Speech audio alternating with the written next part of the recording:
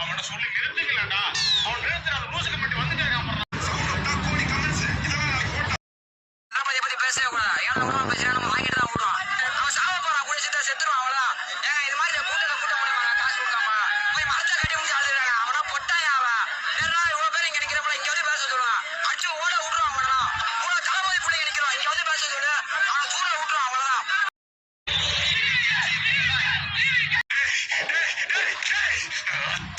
நிறுவனத்தில் ஒப்பந்த தொழிலாளராக உத்தரப்பிரதேசத்தை சேர்ந்த அபிரேஷ் பிரசாத் என்பவர் வேலை பார்த்து வந்துள்ளார். நேற்று இரவு அங்குள்ள வட மாநில தொழிலாளர்கள் தன்னுடைய குடியிருப்பில் வீட்டின் மாடியில் வந்து ஏறும்போது தவறி விட்டு உயிரிழந்ததாக கூறப்படுகிறது.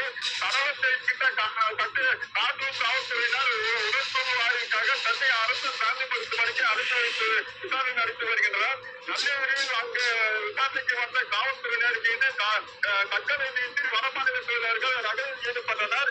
இந்த நிலையில் வடமாநில தொழிலாளி உயிரிழந்தது குறித்து விசாரணை நடத்த வேண்டும் எனவும் அவர்களுக்கு இழப்பீடு வழங்க வேண்டும் என கோரி 1000க்கும் மேற்பட்ட வடமாநில தொழிலாளர்கள் போராட்டத்தில் ஈடுபட்டனர். இதனால் பதட்டம் ஏற்பட்டதால் பாதுகாப்புக்காக 100க்கும் மேற்பட்ட காவல்துறையினர் குவிக்கப்பட்டுள்ளனர். போராட்டத்தில் ஈடுபட்டவர்களிடம் காவல்துறை அதிகாரிகள் சீமானின் பேச்சை மீண்டும் ஒருமுறை தமிழக மக்களுக்கு நினைவூட்டுகிறது.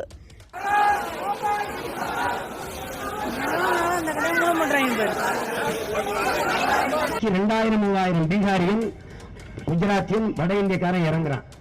இவன் இறங்கி என்னன்றான், உன் உழைப்பை ஆக்கிரமிக்கிறான். தச்சு வேலை செய்து கொத்தனார் வேலை செய்து எல்லாம் எடுக்கிறான்.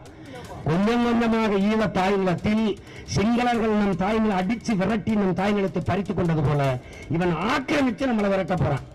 இப்ப இந்த 5 ஆண்டுகளை 1 கோடி பேர்னா இன்னும் சில ஆண்டுகளில் 2-3 கோடி பேர் ஏறி வந்துடுவான். ஆட்சி அதிகாரத்தை அரசியலை அவனே தீர்மானிப்பான். அதிகாரமற்ற அடிமைகளாகி நிலமற்ற கூலிகளாகி சொந்த நிலத்திலேயே நாம் அகதியாகும். இது சத்தியமா நடக்கும். எழுதி வச்சுக்க.